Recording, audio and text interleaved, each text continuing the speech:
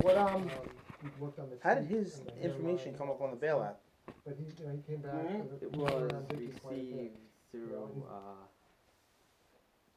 one of the people involved. Christy. Put his address down? She gave us his address. Yeah. Okay. That's, I guess, the sister said that's how we ended up here. Yeah, he knew that. Okay. He knew that. Yeah. I'm just trying to level with him so he Yeah. knows that we're not looking to Nah, jam him into this he whole knew, mess. he knew already where it came from. Do you think Christy's an honest person? Who? The sister? No.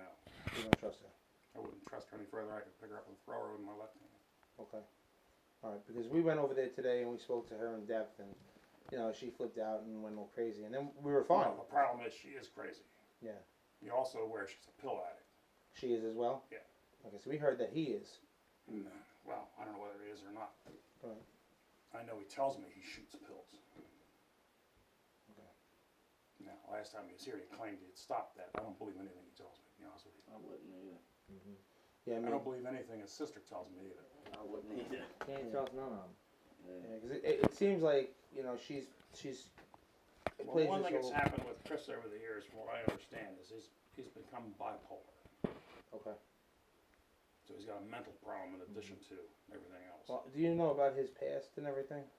Not really. You know, him and his sister were raped when they were young. And then, That I didn't know. yeah, I mean, I think a lot of this is stemming from that, and there's a lot of anger. Okay, and we only found that out early this morning when we were in Connecticut. And then we spoke to another bondsman who he was friends with. Okay, that he used to do some work with and stuff. I know he is. You know John? How well do you know John? Only because of meeting him through bailing Chris out years ago. Oh, okay. Yeah, John's actually a really good friend of mine. In fact, I called John tonight and said, look, you know, I'm having a problem with this guy. I need some help with this. And he's like, Vin, he won't call me. Well, the thing that I don't understand with Chris, and you'll never find out, unfortunately, he won't even tell the closest friends what's going on and what he's doing. He's just that secretive. He will tell. Oh, I'll give you an example. You have to. That's fun. Part of the reason for my short-head and temperness and everything else, I have severe back pain.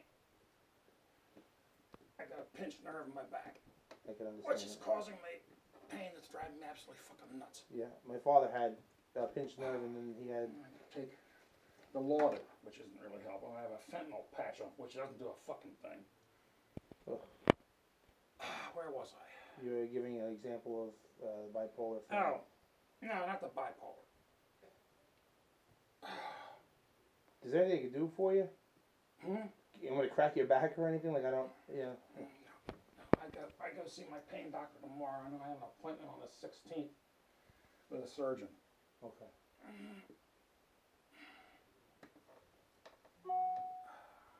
Pinched nerve, really what it is. Not a good thing.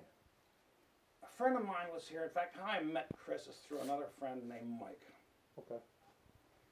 Mike was riding a motocross bike.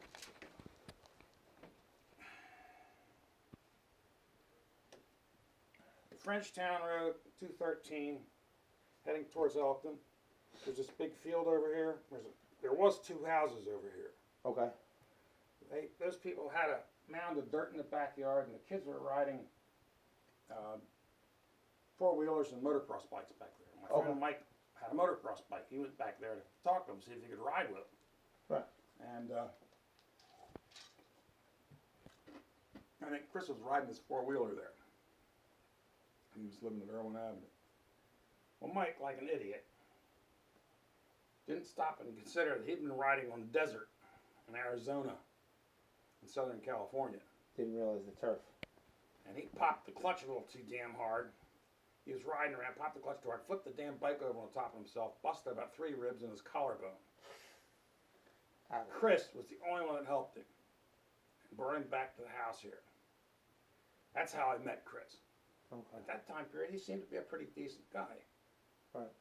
And Mike went back out to California. Chris knew I was staying here alone.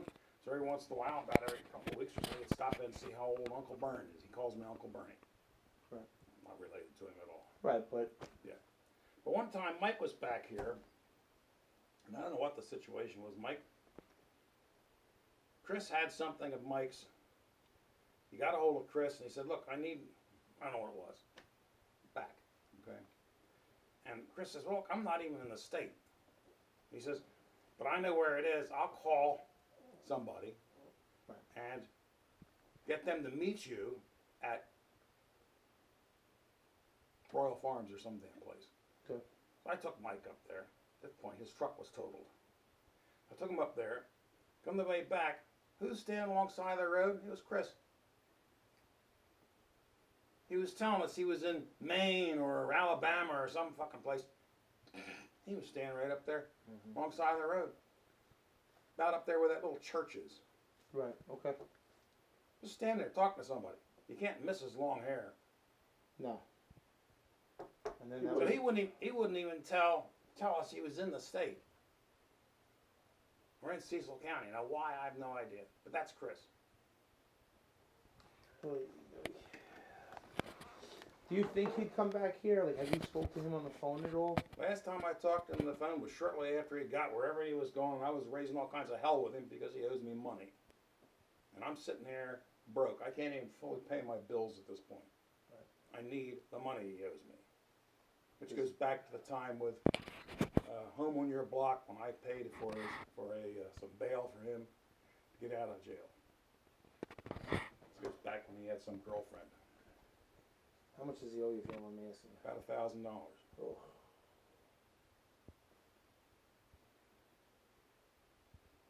Do you think he's still in Maryland? Honest with you, right now at this moment, I have no clue. Because with him, he'll tell you he's coming back. He's heading somewhere else. I know he's got a girlfriend in Birmingham, Alabama. Or at least he says there's a girlfriend in Birmingham, Alabama. Is there a NASCAR track in Birmingham? Yeah, that's where Talladega is. Okay, that's what I thought. He goes down there for that reason. This girl's house is within walking distance of the place, is what he Okay. tells me.